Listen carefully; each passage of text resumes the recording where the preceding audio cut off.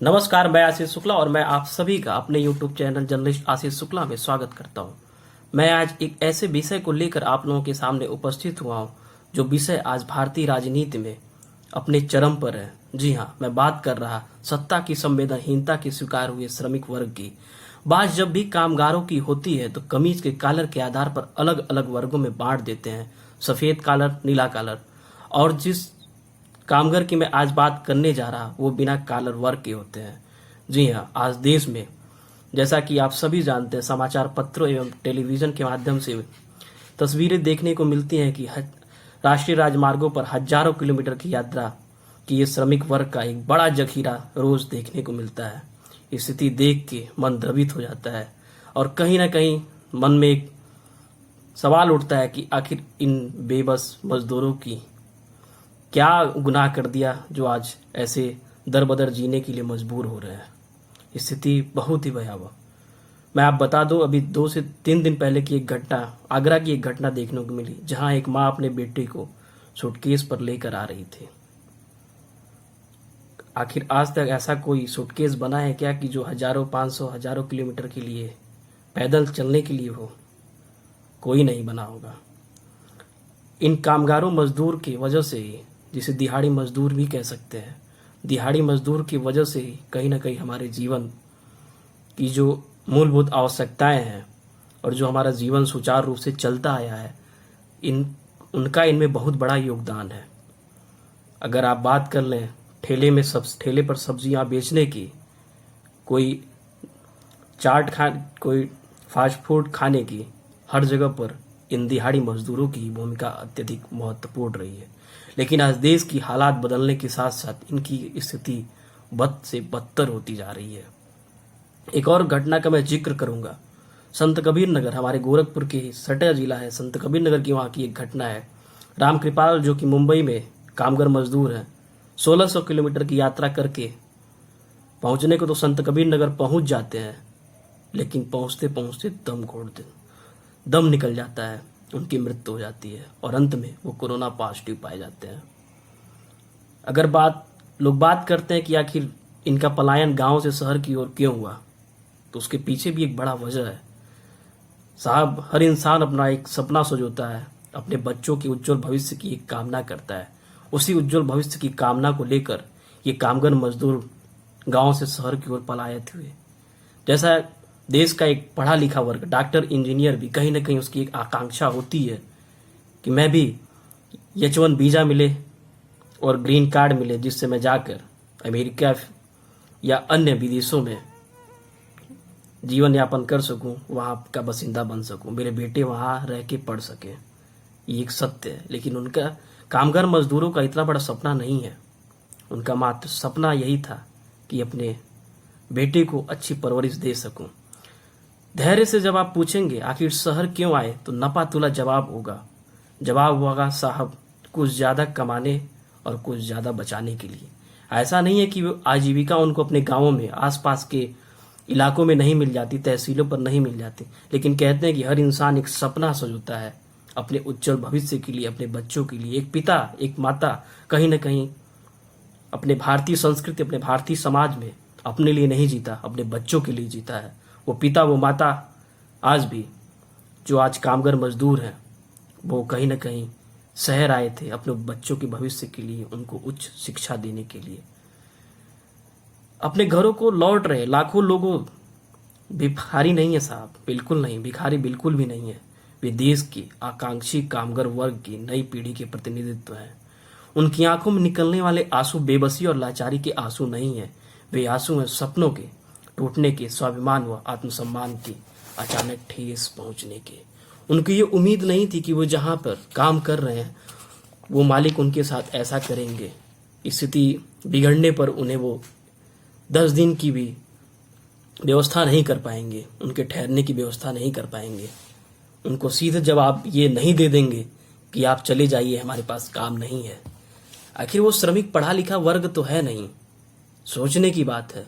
लोग सवाल करते हैं कि श्रमिकों को सरकार उनकी सहायता कर रही है, तो उनको रुक जाना चाहिए था। क्यों वे राजमार्गों से चलने के लिए बेबस हुए? साहब उनके पास इतनी बुद्धि विवेक क्षमता नहीं है कि वो सोच सके। सीधी सीधा बात है, वो दिहाड़ी मजदूर हैं, डेली कमाते हैं, डेली खाते हैं। अगर उनकी आजीविका बंद हो गई तो सोचिए वो क्या करेंगे। कहीं ना कहीं उनको यही लगेगा कि हम अपने गांव चले जाएं, अपने घर लौट जाएं, और वही वो किए। बुद्धि होती तो शायद कुछ सोच सकते थे, कुछ पढ़ाई लिखाई होती तो कुछ सोच सकते थे।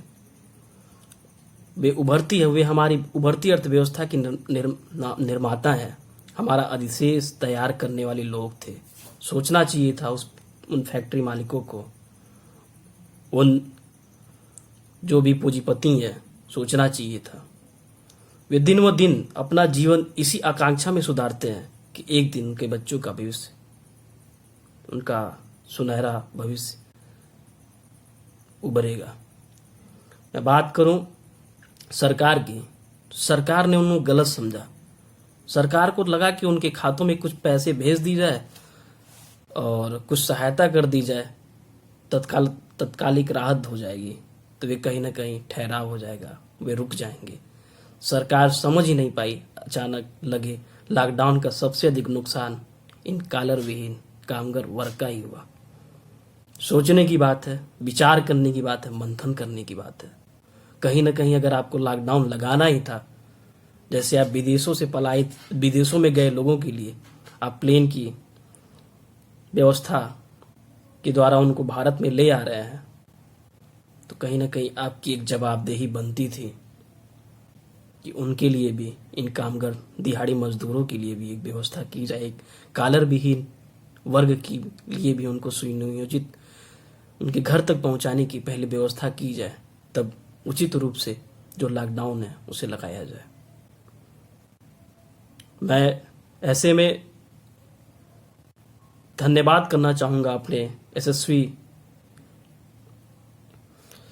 मुख्यमंत्री उत्तर प्रदेश के माननीय योगी आदित्यनाथ जी का, जिन्होंने पूरे उत्तर प्रदेश के श्रमिक वर्ग के लिए एक आज बड़ा योगदान दिया और उनको कहीं ना कहीं उनके निवास स्थान तक अभी भी पहुंचाने की जो उनकी तवायक जारी है। ये और भविष्य के सुनहरे इतिहास में योगी जी का नाम हमेशा के लिख दिया जाएगा कि अगर श्रमिक वर्ग के लिए कोई नेता खड़ा हुआ तो नाम होगा योगी आदित्यनाथ जी का। कहीं ना कहीं अगर आप, और भी स्थितियां हैं, हमने कितना गलत समझा, इसे समझने के लिए अब मैं आपको एक उदाहरण देता हूं कि आखिर मैं ऐसी बातें क्यों कर रहा हूं।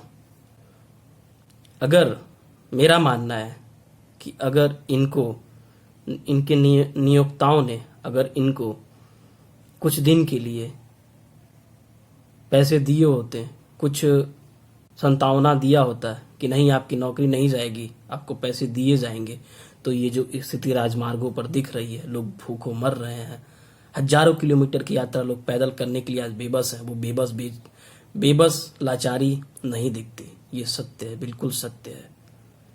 वो एक उदाहरण के माध्यम से मैं आपको समझा दूं कि आज जो हमारे कॉलोनियों में गेट कीपर दिखते हैं, जिसे आप गार्ड कह सकते हैं, वो कहीं ना कहीं आज वो भी टिके हुए हैं। उनको भी डर है, उनका भी परिवार है, उनको भी बीमारी हो सकती है, उनके घर में भी उनका कोई इंतजार कर रहा है, लेकिन नहीं, उनको पता है वो गांव से शहर इसलिए आए थे, एक नहीं 2-2 शिफ्टों की नौकरियां करते हैं, इसलिए ही आए थे कि कहीं ना कहीं हमारे बच्चों का भविष्य उज्जवल होगा। वो आज भी जा रहे हैं क्योंकि उनको पता है उनके जो नियोक्ता हैं उन्हें वहां से नहीं निकाले हैं। स्थिति केवल आप श्रमिक वर्ग को गुनहगार नहीं ठहरा सकते कि उनके अंदर धैर्य नहीं था, उनको रुकना चाहिए था। किस बिहार पर रुके? 28 मार्च की आपको घटना याद होगी, दिल्ली की। अरविंद केजरीवाल सरकार कहती है कि आप श्रमिक जो पूर्वांचल वासी हैं या फिर वहां से निकल जाएं। मुंबई की स्थिति याद होगी, पलायित हो रहे हैं जितने भी उत्तर भारतीय हैं, खास करके यूपी और बिहार वाले। सरकार को भी तो चाहिए, आप सरकार से केवल आप कितनी जवाबदेही मांग सकते हैं? कहीं ना कहीं पक्ष के साथ विपक्ष की भी तो एक जवाबदेही बनती है मानवता के लिए। हाँ, इस सब के बीच में एक जो बड़ा कह सकते हैं कि हमारे लिए राहत बड़ी चीज़ें थी, खुशी की चीज़ थी, वो थी कि लोगों की अधिक से अधिक सहभागिता, लोग अधिक से अधिक सड़कों पर आए और कहीं ना कहीं एक आत्मीयता की भावना के साथ उन कामगार मजदूरों की सहायता की। आज भी समाचार माध्यमों के माध्यम से देखने को मिलता है कि आज भी वो लगे हुए हैं। उनको मैं साधुवाद कहूँगा, उनके लिए मैं धन्यवाद ज्ञापित करूँगा। तो ऐसे में कहीं ना कहीं देश की स्थिति ऐसी नहीं रहती जो आज लाखों करोड़ों लोग कहीं ना कहीं इस महामारी की आशंका की चपेट में है। वो स्थिति नहीं रहती अगर उनके नियोक्ताओं ने उनका ध्यान दिया होता। आज देश की हालात ये नहीं रहती, आज जो 4 से 5 हजार केसेस रोज आ रहे हैं वो ये स्थिति नहीं रहती। आखिर शहर को, महानगरों को सेव करने के लिए आप लोगों ने इस संक्रमण को गांव की तरफ भेज दिया। अरे जरा सोचिए, आज भी देश की कितनी जनता गांव में ही बसती है। एक सोचने का विषय था, लेकिन आप लोगों ने बिल्कुल भी ध्यान नहीं दिया। खैर, वक्त बताएगा भविष्य क्या होगा, लेकिन अभी की स्थिति कहीं ना कहीं बहुत पीड़ादायक है। उन श्रमिकों की, उन कामगार मजदूरों की, उन कॉलर विहीन मजदूरों की स्थिति देखकर। तो अभी के लिए बस इतना ही। फिर मिलेंगे एक नए विचार के साथ, एक नए विषय के साथ। तब तक के लिए धन्यवाद। जय हिंद, जय भारत।